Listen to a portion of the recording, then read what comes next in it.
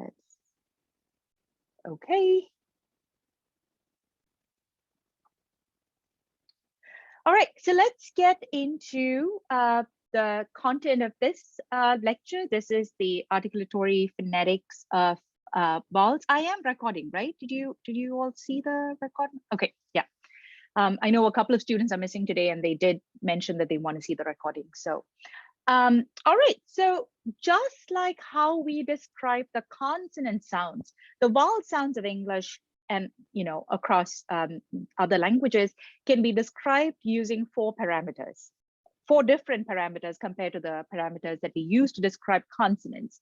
And these are tongue height, so how close to the roof of the mouth is your tongue backness, how far back in your mouth is a tongue, lip rounding, are your lips puckered or flat when you produce this particular vowel sound, and how tense your tongue is when you produce this vowel sound. So let's get an intuitive understanding between vowel height. So I want you all to say heat, and hats. As you can see, if you say this slow enough, you know that your tongue is actually in two different positions in your mouth. So when you say heat, your tongue is actually a lot closer to the top of your mouth, versus when you say hat, your jaw is lower down, and so is your tongue. Your tongue is also kind of quite low. And this is what we mean by vowel height. There are three different values within vowel height. You can say that the vowel is high in your mouth, like close to the roof of the mouth. Your tongue could be quite low in your mouth, so that's the low parameter. And then you can have a mid parameter where your tongue is actually in the middle of your mouth, so neither close to your roof nor close to the bottom of the mouth, so in the middle. So you have the sounds E and U and A and O and A and A, right? Sounds that can be described using these three parameters. I have an interactive vowel chart that I will be pulling up in a minute because I have found that using an interactive visual drives home the point a lot more. Okay, so we will get into that, but I just want you to see how these vowels actually behave differently depending on where your tongue is in the mouth. The other parameter for describing a vowel is backness. And so again, I want you to say the words heat, and hoot. So you can see already, again, your tongue is in two different positions when you alternate between these two sounds. When you say heat, your tongue is all the way up in the front of your mouth. And when you say hoot, your tongue is kind of curled up and at the back of your mouth. So there are three parameters again within vowel backness.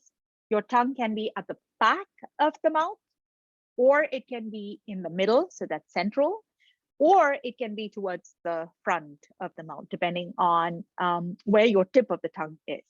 So you have back vowel sounds as hoot, hope, hot, and then you have the central sounds, and these, a lot of students find it really difficult to identify and exactly understand the differences between these three central sounds, and it's completely okay. It's a very common mistake that I've seen, especially when you're transcribing words. It gets really difficult. So a central vowel is when you have your tongue midway between the back of your mouth and the front of your mouth. So as in cut, sophus, the second syllable, the second sound in sophus, and roses, again, the second sound, the second vowel sound in roses. So you have the upside down V, that's the cut, and upside down E, that's the second vowel in sophus, and the Y sound, which is the roses sound, the second vowel in roses.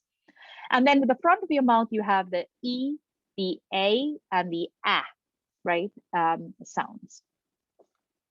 The rounding parameter of vowels is it's a binary parameter again. Either your lips are rounded or your lips are unrounded when you make a vowel sound. If your lips are rounded, that particular vowel sound is called a rounded vowel. And if your lips are unrounded, that vowel is called an unrounded vowel. So again, to use the example that I had before, so I want you to say heat and hoot. And intuitively, even without me telling you which one is rounded, you know that when you say hoot, your mouth is in a round, your lips are in a round position. So you can intuitively tell me which one is a rounded vowel. Hoot is a rounded vowel, the oo, compared to the heat. So here are some more examples of rounded vowels in English. You have hoot, hope, and cot, right? They're all rounded vowels. And they're different in terms of the height of the tongue. So one is high, one is mid, and one is mid-back rounded. So that's the only difference between the rounded vowels. And then you have the unrounded vowels, which is heat, hate, hat, hot. And you can see your lips are all spread out, right, when you produce these particular sounds. So all rounded vowels, at least for English, they're all back vowels, right? So that's one of the distinctions between rounded vowels and unrounded vowels in English. And you also know, if you've taken 315 with me, I've talked about this and that. How many of you actually say COT and CAUGHT the same way?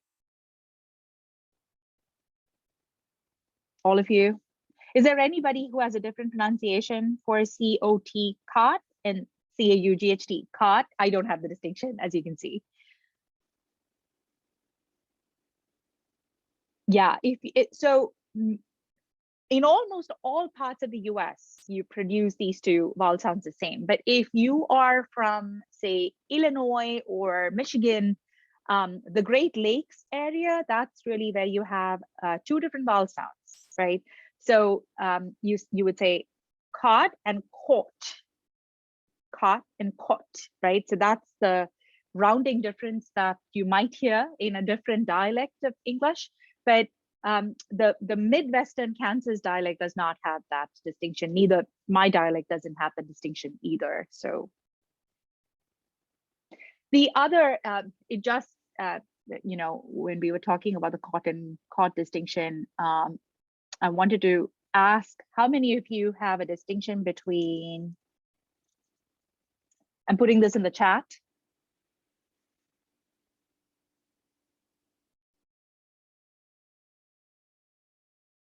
No, you say all these three words the same way? I think I say like Merry Christmas different than like Mary Wallace, but I don't know if that's just like where I put the stress on the word or not, or if I'm actually changing how I'm saying it. I think I heard the same pronunciation when you just said it, but yeah. What is the other thing? Do you think that Niall produced the two words the same way? Yeah. Okay. Yeah.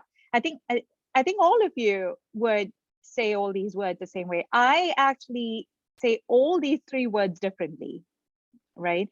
So the first one is Mary, like a, like a diphthong, which I will come to in a minute.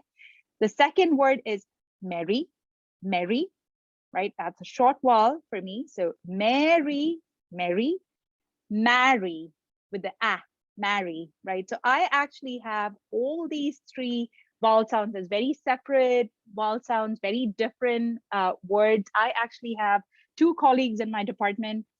One of them is that, and the other one is that. And all of them, I mean, they sound exactly the same, right? I mean, you probably produce it the same way, right? Yeah, for me, this is Carrie and Carrie, right? And my other colleagues always say these two names, and I'm like, which one are you talking about? Like, I don't know. Like, use the last names. But yeah, that it just came to my mind that dialects can differ according to whether you have the vowels merged together. We call these the vowel mergers. So your Mary, Mary, and Mary is a vowel merger for all of you. You have one vowel to produce all these three different sounds, just like caught and caught, right? Just one vowel to merge all the sounds. All right, so the last parameter for vowel sounds is tenseness.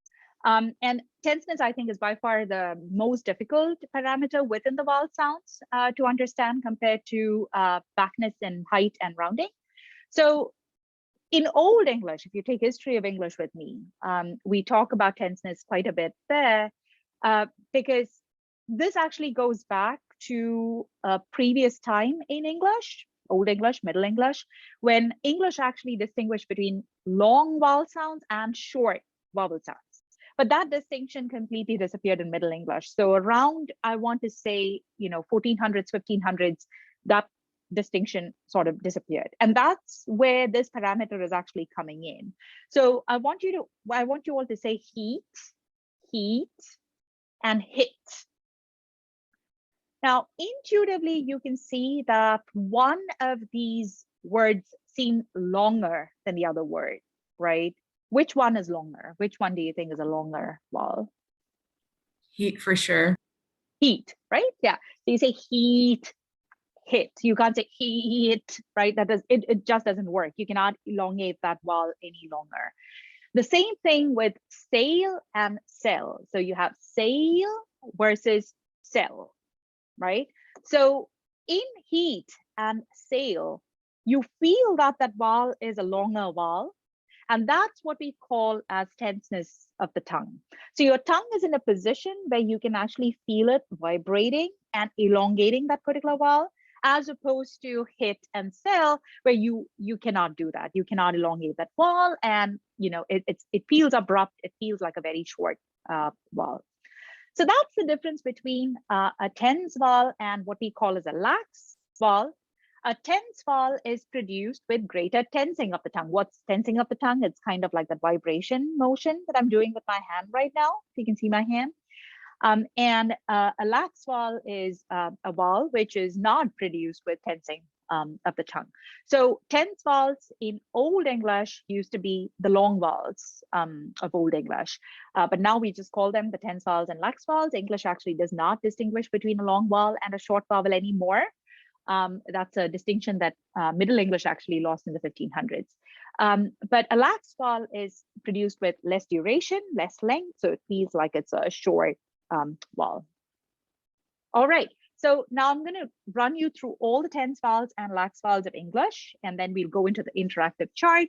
So here are the tense vowels that we just talked about, and I have put all the 4 parameters that we distinguished for each of these sounds. So as you can see, each of these sounds differ from one another only in one parameter. So if I ask you, what is the one difference between the vowel sound in heat versus the vowel sound in hate, what would you say? What's the one difference between heat and hate?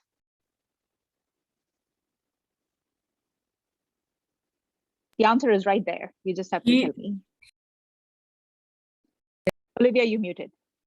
Sorry. Heat has a high tongue position and then hate is mid. Right. So what is the parameter? So if I ask you what's the one parameter, what would you say? Tongue height. Height. Exactly. It differs in tongue height. Exactly. Yeah. And if you look at, let's see, if you look at hope and hot, again, it's a mid and a low, but there are 2 parameters that actually change between hope and hot. So you have the vowel height that changes, also the rounding that changes, right? So hope is rounded and hot is unrounded. Now, again, your midterm is going to be an open book, so you will have access to the IPA chart. So I don't expect you to memorize any of this. All I expect you to know is how do you take a word and transcribe that into IPA? That's the application that I'm interested in seeing. And we will get to that in just a minute. All right. So here are all the lax vowels. As you can see, there are a lot more lax vowels than tense vowels. So we have hit, sell, hats, roses, sofas, cut, put, and caught, right? And some of these vowel sounds, again, like I said, is not intuitive just because it looks rather different from the spelling, right, or the alphabet, the Roman alphabet. So it requires a little bit of getting used to, which is why I often tell my students to kind of keep the interactive IPA chart with you, and also just produce that particular vowel to kind of, get an intuitive understanding of how your mouth is, where your tongue is when you're producing that particular vowel sound. All right, the last vowel sounds that I want to talk about are the diphthongs, right? So far we have been talking about vowel sounds that are pure vowel sounds, right? Only have a single element in them. But then when we talk about a diphthong is kind of like your affricates from the consonants. It's a combination of two sounds, right? So it's a combination of two vowel sounds. So when you have a pure vowel, it's a simple sound, so like ba, b, boo, all single sounds, pure vowels. But when you have a diphthong, it goes from one position and moves into another position. Your tongue moves from one position to another position. So like buy, boy, bow. You can already see my, mouth and my tongue move from one position to another position. So there are three major diphthongs that we talk about: I, ow, oi, right? And again, it's a combination of two vowel sounds. As you can see, the first is the sound that the diphthong starts with, and the second is a sound that the diphthong ends in. And these are called the major diphthongs. And then you also have two minor diphthongs. And I have a note about this in your IPA chart. English actually, or American English rather, does not distinguish a pure vowel sound E and O, as in like your Roman alphabet E and O, but those sounds are actually diphthongs in English. So you have A, like lay, and low, O. And I want you to produce these words so that you can intuitively understand why we call them diphthongs. So let me just annotate and make a note here. So what I'm saying is that there are no E and O vowels in American English. Okay. This is a very important point. It's in your IPA chart, but I also want to kind of, make that point here because we kind of talked about it before. And now I'm telling you that actually doesn't exist, at least not in American English. It exists in British English and other varieties of English. But in American English, these two sounds are always pronounced as diphthongs. Okay, that's the A diphthong and the ow. So A and ow. Okay, so just make a note of this because I think it's really important, especially for transcription, because when you are transcribing these particular sounds, when you're transcribing these particular sounds, I want you to use the diphthongs, especially if you're transcribing English. Of course, for your language, for your constructed language, you can use the E and the O as pure vowels because you can do whatever you want with your language. But when you're transcribing English, if I'm asking you to transcribe American English, I want you to use the two diphthongs. All right, so that concludes the vowels. Any questions so far, especially if this is the first time that you're seeing this material?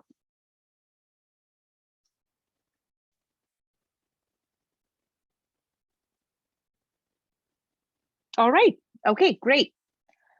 Let's move on to some practice. So now you have all the IPA symbols that you need in order to read what I'm going to just show you. And again, if you've taken 315, I want you to zip up, not say, and give the other people a chance. Okay, so that's an example of a sentence in the International Phonetic Alphabet, or all the sounds that we have just seen, the consonants and the vowel sounds. Can anybody read this out loud or read parts of it out loud? You can look at your IPA chart.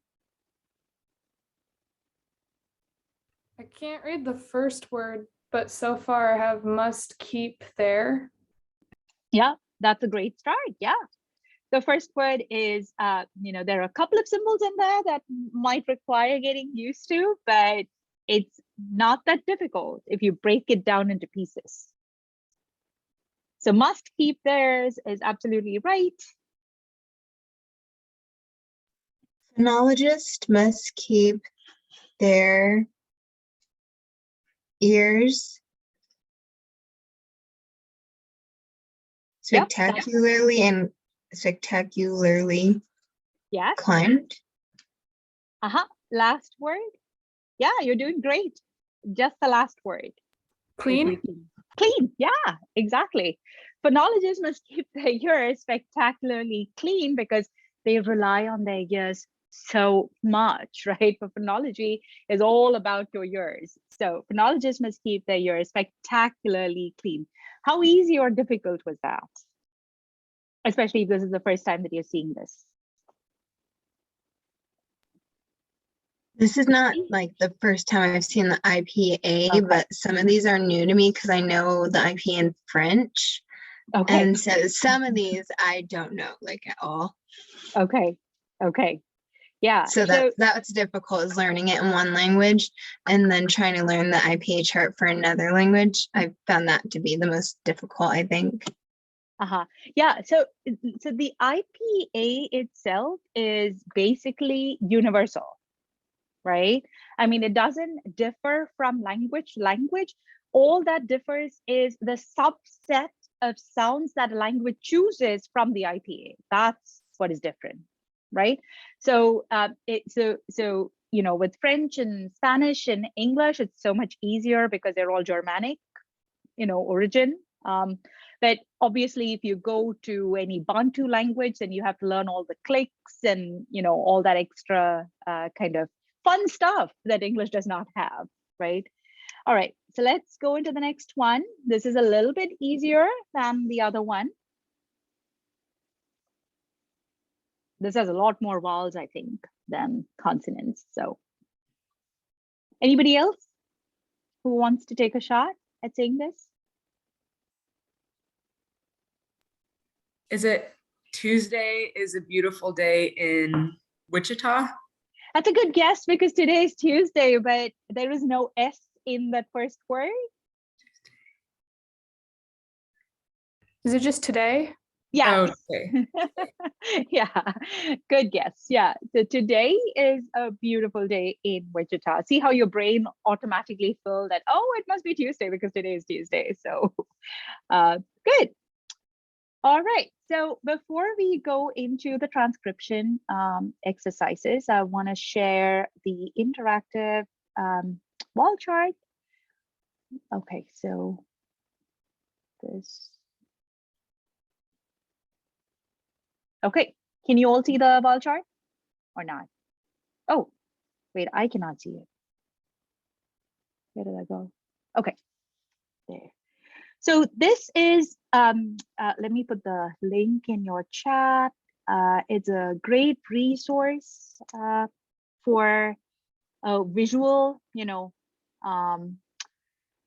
image and interactive chart of the International Phonetic Alphabet. You have the vowels right up here, and then if you go all the way down, you have the pulmonic consonants and the non-pulmonic consonants, as well as some other symbols like the affricates and other symbols. So this is a great chart that I always recommend. I put the link in the chat, so please bookmark that. So let's look at the vowels. So this is how a vowel chart looks like. You have close, close mid, open mid, and open right here. And then you have, so this is basically the height and backness just charted out onto a 3D space, right? So just click on any vowel and then, right, you can hear how that vowel is pronounced. So, right? So that's the central vowel, and that's the one in roses. That's one that English does not have, right? But Germanic has it. So that's something that if you want to use for your own constructed language, again, a sound that English does not have, but Norwegian and a lot of other Scandinavian languages has that particular vowel sound. That's the one in apple, a as an apple, right? So this is, again, like I said, if you're trying to get an intuitive understanding of how to produce a particular vowel sound, especially a symbol that does not look like the English spelling, this is a great way of doing that. I highly recommend, playing around with this and understanding how each of these symbols sound like, so that you can use some of these in your own constructed language, right? Which I hope you're all working on. Do not keep it for the last minute, because you cannot make a language in 2 weeks, okay? So I highly recommend getting started as soon as you can. All right, so here are the pulmonic consonants. So again, you have the places of articulation right there on top, the manners of articulation right here. So you have your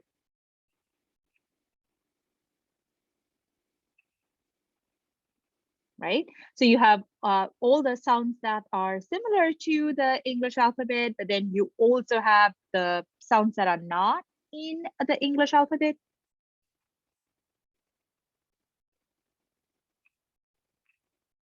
If you know Germanic or any, kind of Germanic language, you will see a lot of these sounds. Let's look at this one. Oh, we can't hear Oh, those. you can't hear the sounds at all? Nope. Can you hear me? Oh, you can hear me, but you can't hear the sounds. That's weird. Can you see, what are you seeing? Are you seeing the pulmonic consonants? Okay, but you just can't hear them? Oh, okay. Well, you have the link, so maybe it's best that you interact with with the chart at home, right? Especially since you can't hear it. And then, I want you all to go through the clicks, listen to the clicks, the implosives and the ejectives, because it's a great resource, especially if you're trying to make your language sound and look very different from English. So, just go over all these and acclimatize yourself with the IPA chart. All right, so let's go back to the exercise. I will again put you into breakout rooms, maybe breakout rooms with just a pair, like a couple, and then you can do this with your partner in the breakout room. And you can take 5 minutes to do this. So if you want to take a screenshot, please do that before I break you all out into breakout rooms.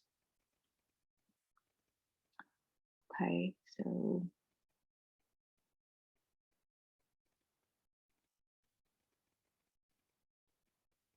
okay.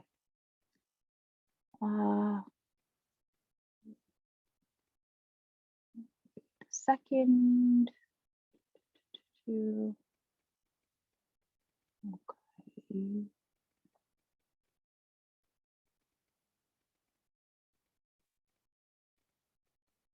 Mm.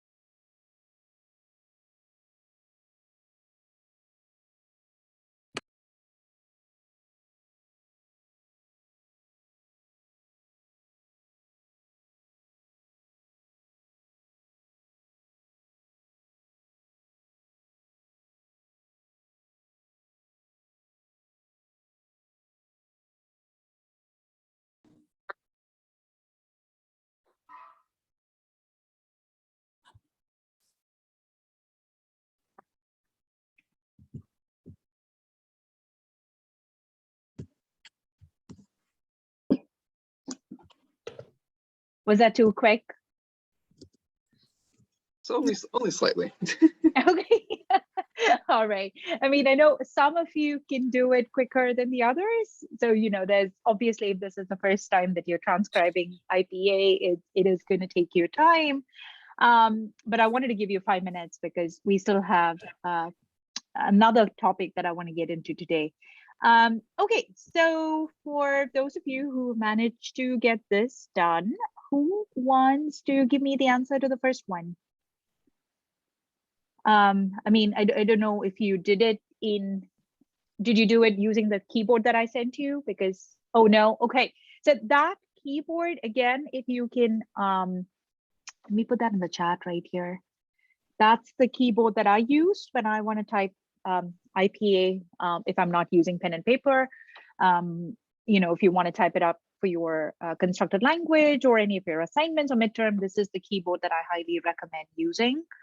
Okay, anybody who wants to give me the first one? You can just describe how you would do it if you don't have anything to show me. I can. We wrote them down on a little Okay. notepad. Okay. So the first one, I have a sort of G, an upside down R, an upside down A, and then a B. Weird, isn't it? So that's what we have for grab. Okay. So the R, the upside down R, the way that you've written that, that's a different sound, right? Okay. So the one that I would use is let me pull up the keyboard.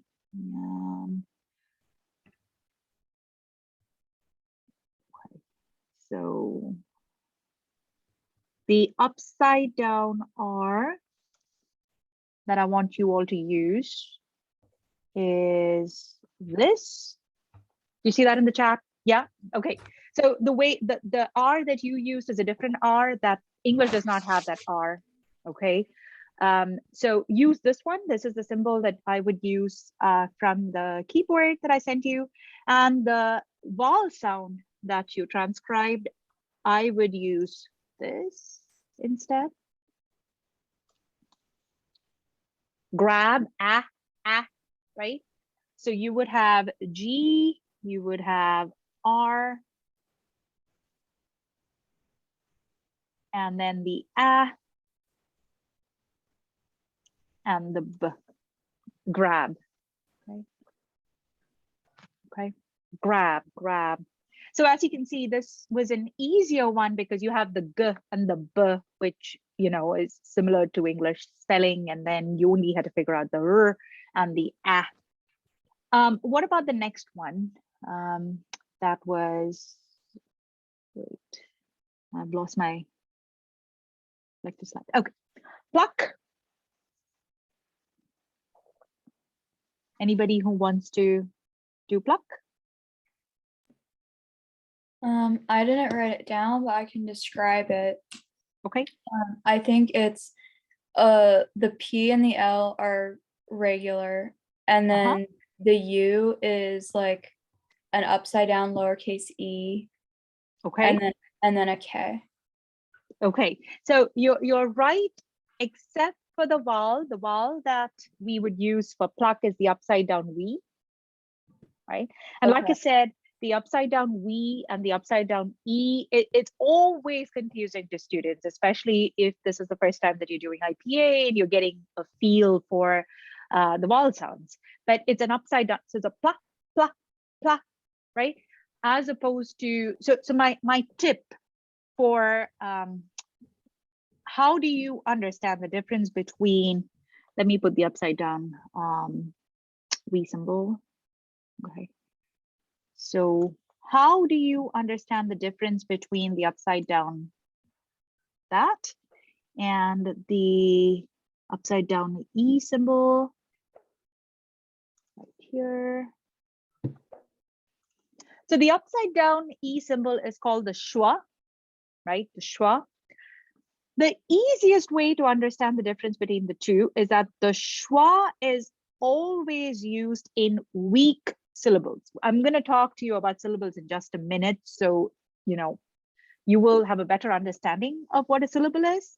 But the schwa is only used in a weak syllable, which means that you will never use the schwa in a stressed syllable. Hands down, that's the tip that I can give you to understand the difference between the upside down V and the schwa. So this means that in the case of pluck,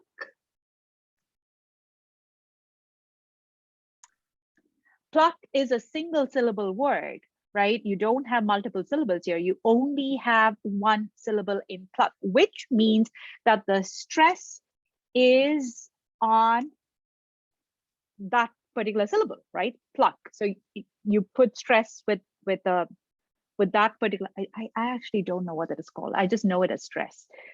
Does anybody know what you call that thing? Yeah, I don't know. I just call it stress. The stress Apostrophe? symbol. Apostrophe, probably. Yeah. But apostrophe has a curve, right, Landon? I mean, this does not have a curve. It's a straight line.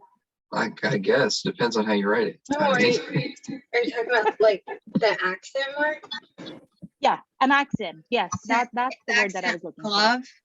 The accent glove in French, or a tilde in Spanish. Yes, exactly. That's what I was looking for. Thanks, Nayel. So if you put that accent right on the, the stress syllable, then you know that this syllable cannot have the upside down E, right?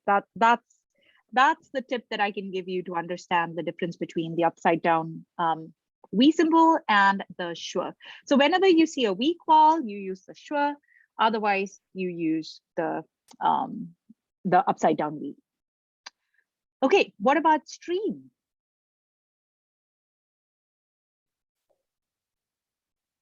Anybody who got to stream?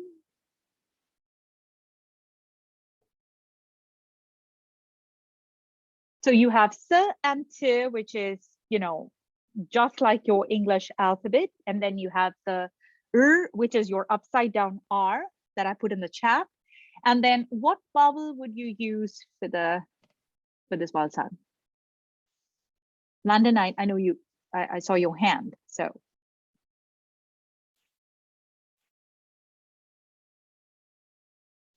Landon, do you have an answer, or?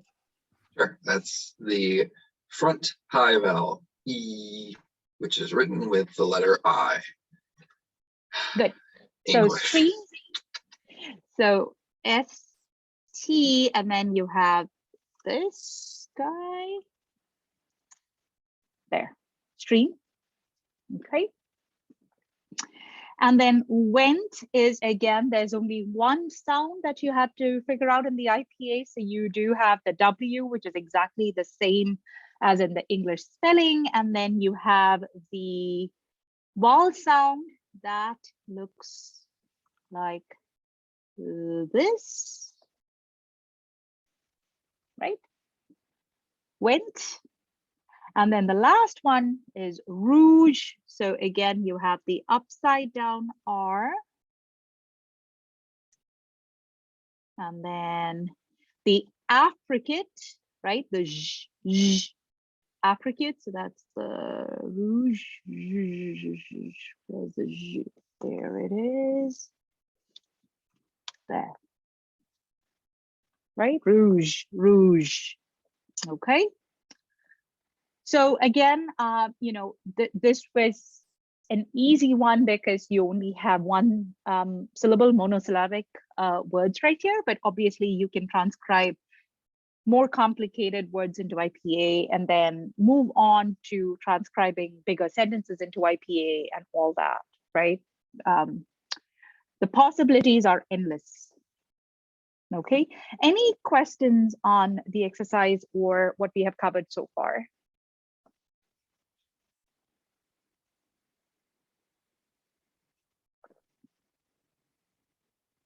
Nope. Okay, let's move on. What I'm going to do is hopefully we will be able to make progress towards phonology in the remaining time that we have. So now you have a very good understanding of the sound systems that make up language. So you know how sounds are produced. You have an understanding of the consonants and the vowel sounds.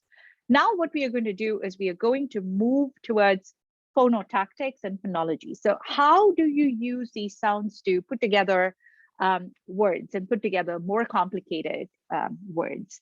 So what is phonology? Phonology is basically the rules that govern pronunciation and production of speech sounds. So let's get understanding of syllable. So I already used the word syllable when I was, transcribing those words to you. What is a syllable? A syllable is basically the group and the beats in a particular word, right? So when you have the word understanding, you say this as understanding, right? And so without me telling you how many syllables there are, you can actually tell me how many syllables are there in understanding, just with the beats that I just showed you. So how many syllables are there in understanding? 4. 4. Understanding. So each vowel sound represents a particular beat, represents a particular rhythm. And these beats and rhythm, they are so natural, right? I mean, I can give any child who is a native speaker of American English understanding, and that child would break it up into 4 syllables the way that I've done it. Now I've done this in IPA because you know how to read IPA. So you have understanding, and those dots in between these particular speech sounds are the syllable markers. So that's the symbol for syllable that we use in phonology. And the other word is, can you read the other word that I have on the lecture slide? Below understanding.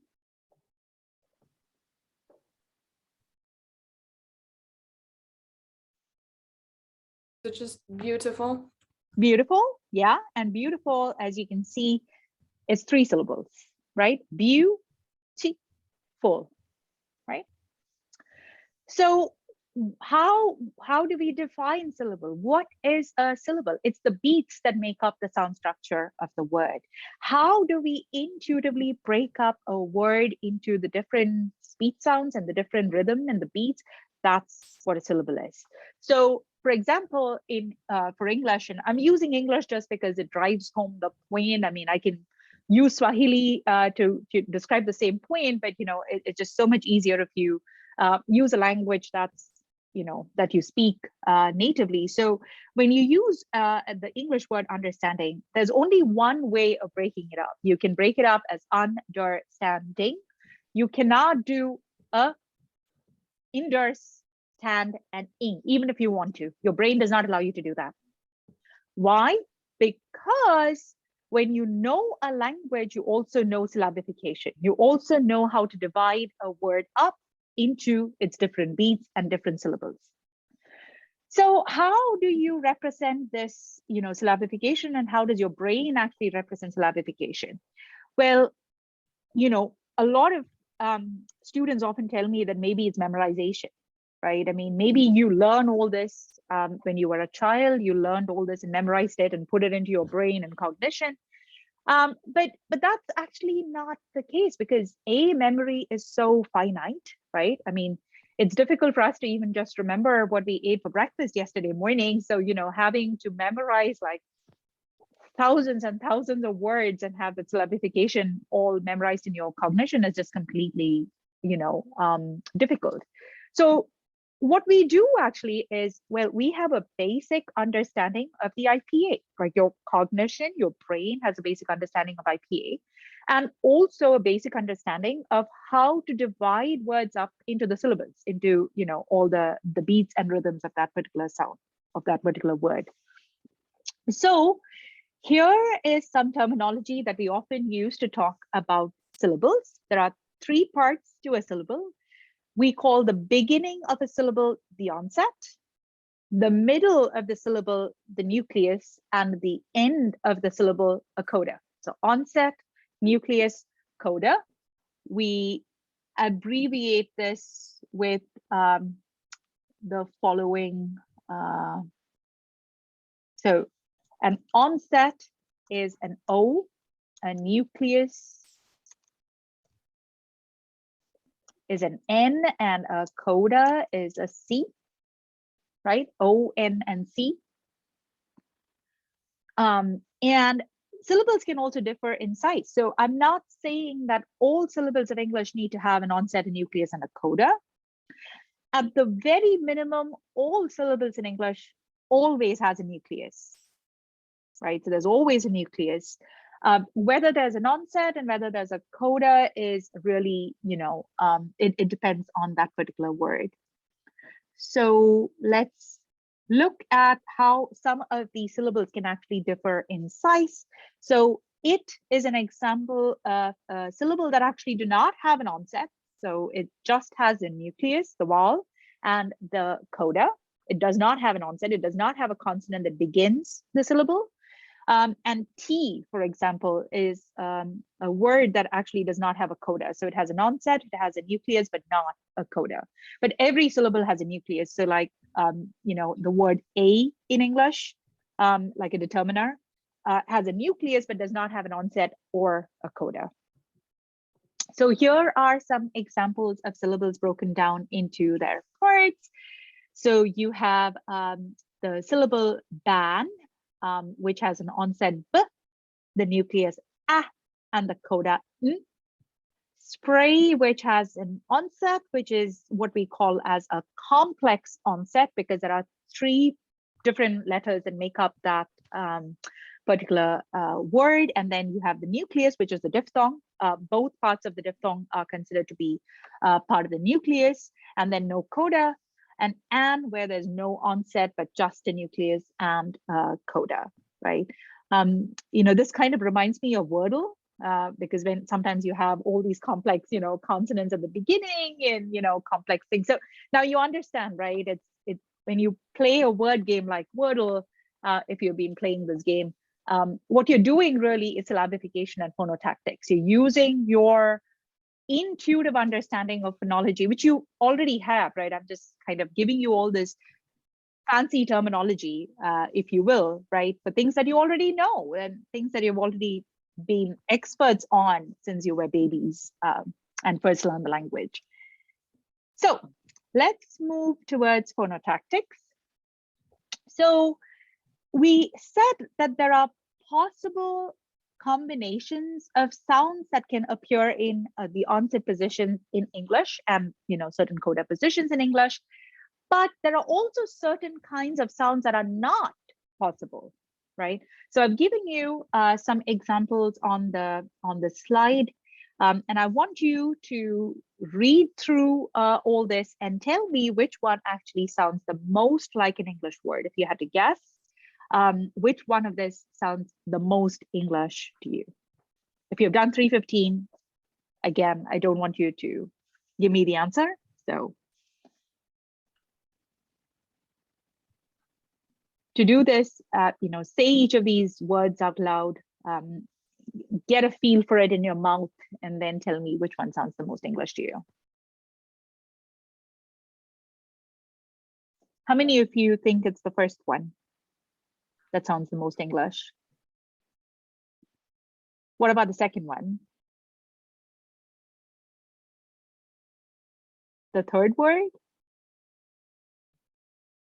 Fourth? The fifth word?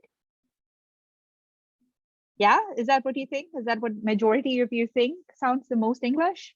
You probably said the last word because all those sounds are sounds that can actually start an onset or end a coda in English. So you can say tag, nisp, t is a possible onset of English, g is a possible coda of English, n is a possible onset of English, and s and p is a possible complex coda in English. Let's look at the other words and see why they don't actually sound like English. Well, in the sound imbaka, that actually sounds like African or Bantu, right? To most of you, it definitely sounds like that to me. The reason why that does not sound English to you is because no word in English can actually begin with a M and a B complex onset. You can't find a word in English that actually begins with a M and B, and therefore M and B is not a possible onset of English. What about ngato? Again, no English word actually begins with the sound N, which is a velar nasal sound. Some of you might think that it looks very similar to NATO, like NATO, but that's a N, like an alveolar N, and not the velar N. So you can end an English sound with the velar nasal, but not begin an English word with the velar nasal. In sa or tsa, again, no English word or no English onset can begin with the complex onset t and s. And with nupch, no complex coda can end with a k and ch in English. Now, you know all this intuitively, like I said, right? Intuitively, you knew that tagness is possibly the one that is, a nonce word in English, just because you already have an understanding of what a possible onset and what a possible coda is in English. So this is what we call as phonotactic constraints, right? So that's a new vocabulary term, phonotactic. Phono means sound and tactic is arrangement. So how the different sounds of English or any language can be arranged is called phonotactic constraints. So for example, the understanding that you have of phonotactic constraints in English is very different from your understanding of phonotactic constraints in Spanish if you speak Spanish, or French if you speak French, or German if you speak German. Obviously, these different languages have different phonotactic constraints, right? So phonotactics, how the different sounds can be arranged in a possible word in a particular language is called as phonotactics.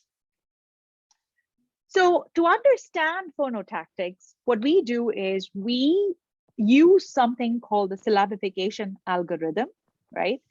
And I'm going to illustrate this with a made-up word, badar tugli, right? Now, it's a made-up word, and I want to use a made-up word so that, you already don't have a syllabification for this word in your head. So it's, it's easier to drive home the point. So the first step that we do is, so I want all of you to do this with me, if you can. So let's annotate this. So take this word, right? Take the whole word. So wait, that's not the one I want. Yeah. So take this word and write that down. Highly recommend using pen and paper for syllabification, especially this is the first time that you're seeing syllabification. A lot of things become more when you start, doing it. Oh, I think I'm going to remove my earpods because I think they probably just died. Can you still hear me okay? Okay, good. So let's take Bada Tugli, right? And the first step that I want you to do, the first step in the syllabification algorithm is labeling the nucleus, labeling the vowel sounds of this particular word. So how many vowel sounds can you find in Badar Tugli?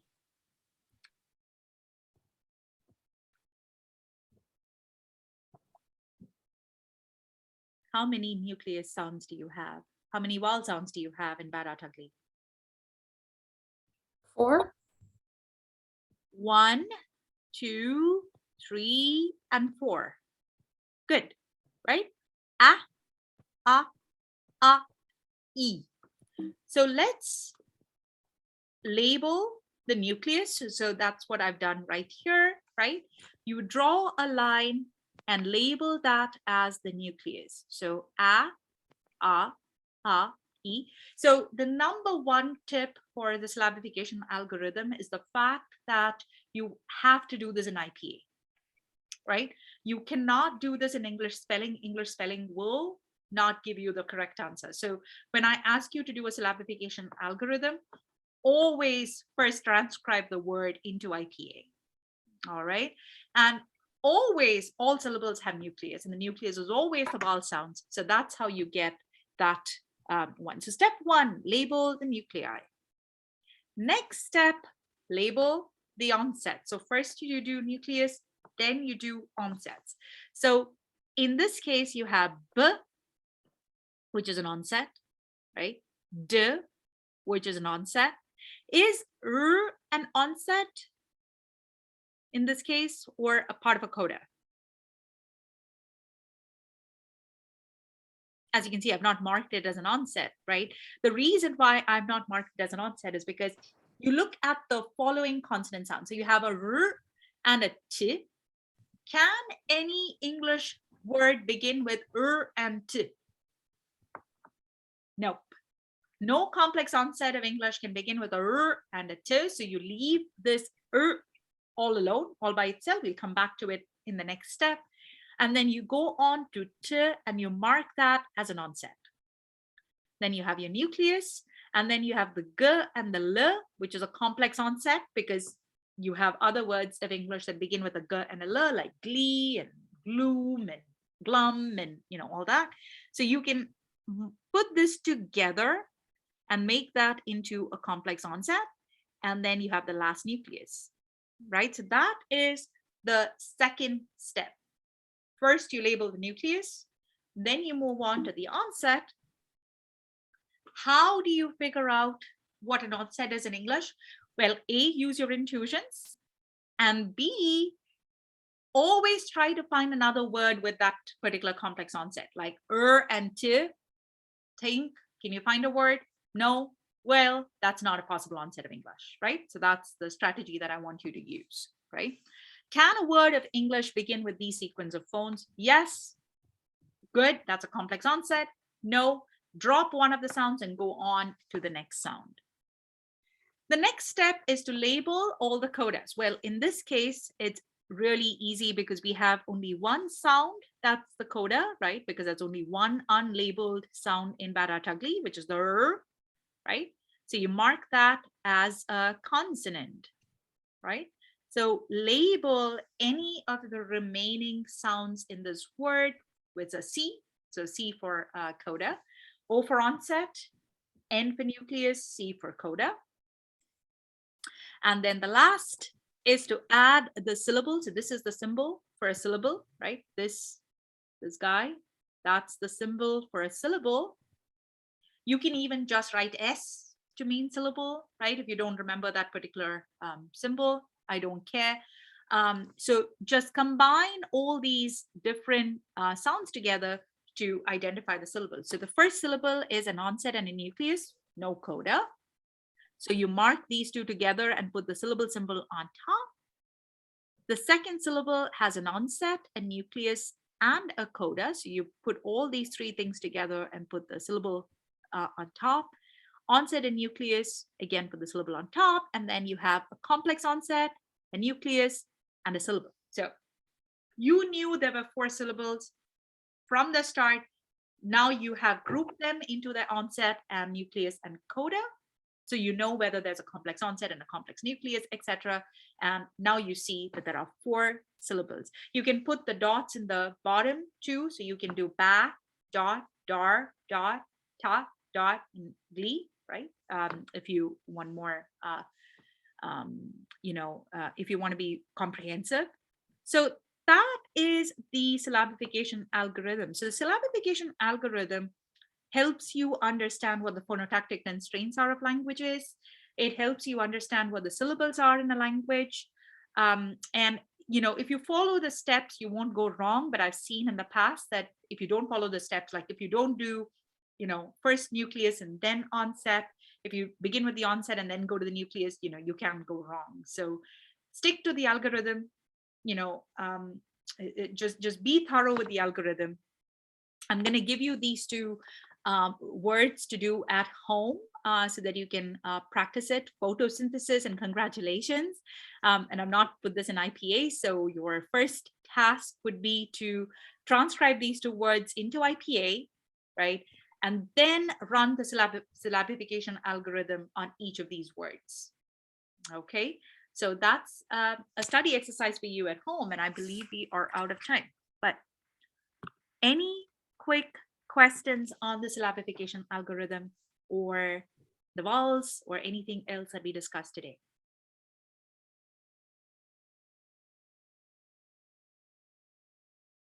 Okay, well, in the next class, we will, we will discuss the answer to the syllabification algorithm, and we'll get into morphology on Thursday.